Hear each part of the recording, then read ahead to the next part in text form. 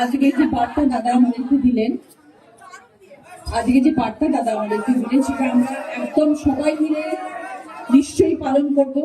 কারণ আমরা সবাই, আবারও বলছি, দাদা যেটা বলেছেন, আমরা দলের জন্য আছি, আমরা দলকে জেতাবই এবং 2026-এ আবার তৃণমূল আসবে, এই লক্ষ্যের দিকে তাকিয়ে আমরা কিন্তু এগিয়ে যাব, আমরা কাজ করব। এবং আমি এটাই চাইবো যেটা দাদা আবার বললেন, এবং আমি আমার তরফ থেকে বিধায়ককে বলবো এবং তথা আমার সমস্ত কাউন্সিলররা যারা রয়েছেন সবাইকে বলবো, প্লিজ দলীয় যত কর্ম হবে সবাই যেন আমরা একসাথে কাজ করি, প্রত্যেককে যেন ইনফর্ম করা হয় কখন কোথায় কি কর্মসূচি, এবং সেটা যেন সবাইকে জানানো হয় এবং সবাই মিলিতভাবে সেখানে কাজে আসে। যদি কেউ না আসতে পারলো সেটা আলাদা কথা, কিন্তু এই কমপ্লেনটা যেন আমাদের কাছে না আসে যে আমাদেরকে জানানো হয়নি, এটা যেন না হয়। আমি কিন্তু এই আলোচনা করতে আসছি, তুমি যদি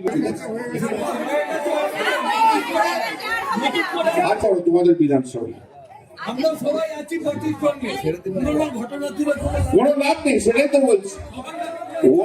হোয়াটসঅ্যাপে একটা হোয়াটসঅ্যাপ গ্রুপ করো, কাউকে বল, সেই হোয়াটসঅ্যাপ গ্রুপে এমপি এমএলএ জেলার যত যা যা ইম্পর্টেন্ট লোক আছে সেই হোয়াটসঅ্যাপ গ্রুপ করে দাও, তাতে মেসেজ দিয়ে দাও, তাহলে তো হয়ে যাবে, হয়ে গেল। আজকে এখন টিভিতে লাইনে নির্দেশ দিয়েছে, আমরা অক্ষরে অক্ষরে পালন করবো।